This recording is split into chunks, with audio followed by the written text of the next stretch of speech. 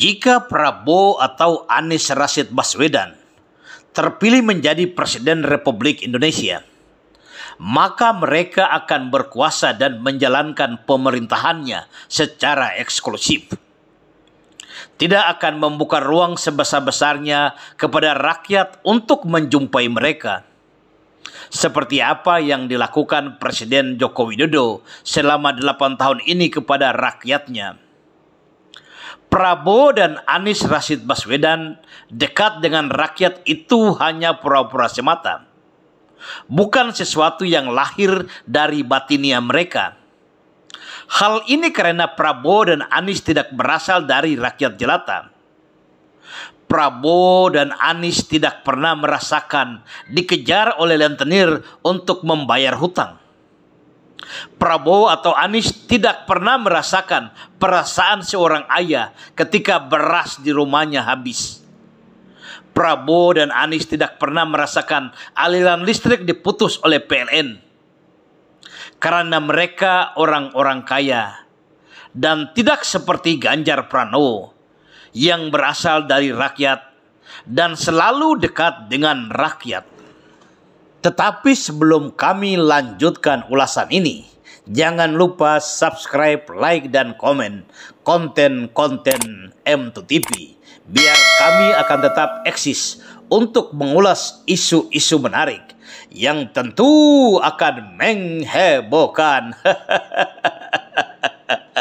Dan kali ini kami akan mengulas tentang Ganjar Pranowo, itu calon Presiden Republik Indonesia dari rakyat kecil.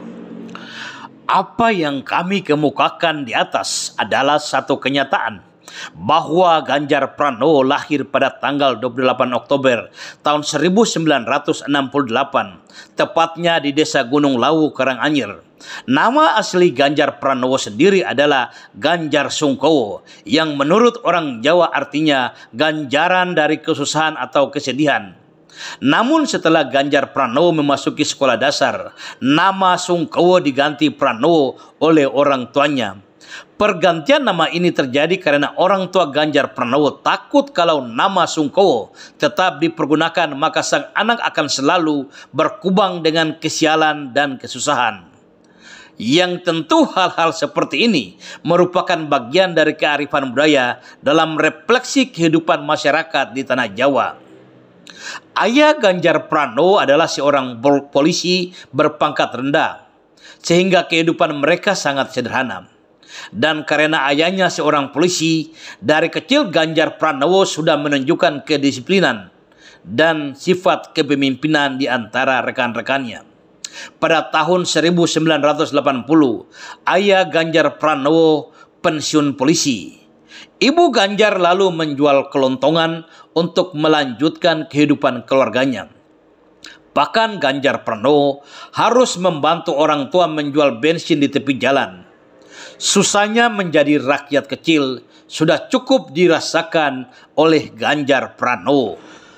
Hal ini tentu tidak akan sama dengan Prabowo Subianto dan Anies Rashid Baswedan.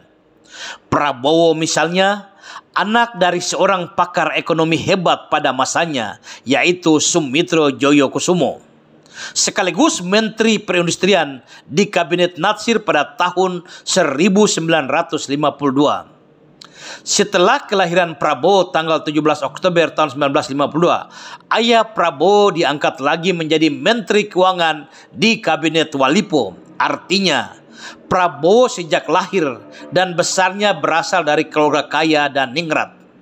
Orang kaya yang tidak pernah merasakan langsung penderitaan rakyat dan bagaimana sulitnya menjadi rakyat kecil. Prabowo tidak pernah merasakan antrian orang-orang kecil untuk mendapatkan sembako murah.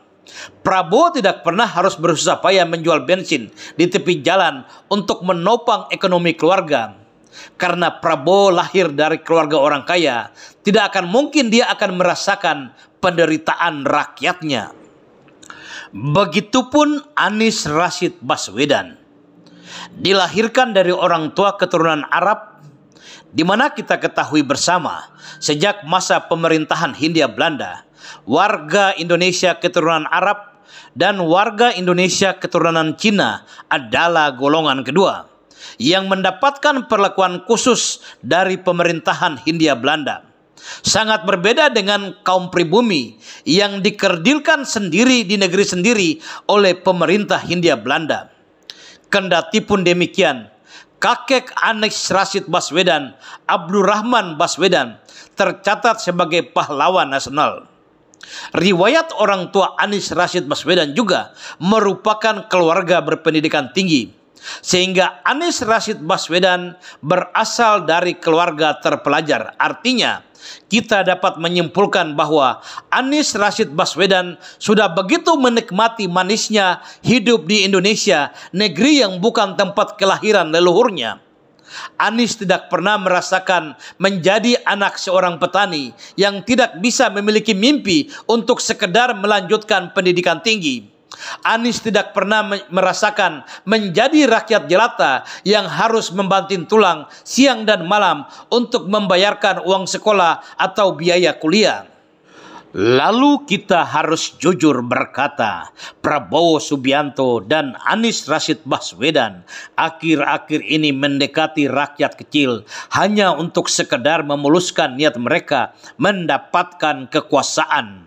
Setelah kekuasaan itu di tangan mereka, sangat dipastikan peradaban eksklusif dalam sistem pemerintahan akan diterapkan.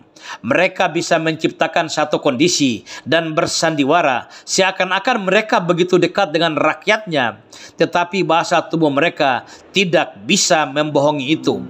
Kita bisa melihat ketika Anies Rashid Baswedan masuk pasar tradisional, bahasa tubuhnya tidak bisa diterima rakyat karena terkesan takut kotor, sehingga rakyat pun tidak terlalu menanggapi kehadirannya. Apalagi Prabowo Subianto memasuki pasar tradisional pun bagi Prabowo itu lelucon, sangat janggal dan akan kaku. Karena Prabowo memang tidak biasa dalam pasar, tetapi di medan perang dan memberikan perintah atau komando kepada bawahannya. Sehingga sangat dipastikan sistem pemerintahan yang akan diterapkan adalah tradisi militer dengan pengawalan yang ketat. Lalu bagaimana rakyat akan mendekati Prabowo? Dan akan sangat dipastikan jika Ganjar Pranowo terpilih menjadi Presiden Republik Indonesia yang ke-8 tahun 2024 nanti, maka pola-pola dalam membangun komunikasi langsung dengan rakyat akan tetap berlanjut. Seperti apa yang dilakukan Presiden Joko Widodo dengan suku asli di Kalimantan, suku asli di Banten, suku asli di Papua, dan suku-suku lain di seluruh Indonesia. Hal ini sangat dimungkinkan karena Ganjar Pranowo sudah membuktikan bahwa ketika menjadi Gubernur Jawa Tengah, Ganjar Pranowo begitu dekat dengan masyarakat. Dan hal ini bukanlah sandiwara atau satu rekayasa untuk mencari dukungan masyarakat, tetapi kedekatan Ganjar Pranowo dengan rakyat adalah satu yang lahir dari keterpanggilan batinnya. Ganjar Pranowo dari rakyat yang pernah merasakan bagaimana sulitnya menjadi rakyat. Dan harus diakui bahwa satu-satunya calon Presiden Republik Indonesia tahun 2024 yang berasal dari rakyat kecil dan perwakilan kaum pinggiran adalah Ganjar Pranowo.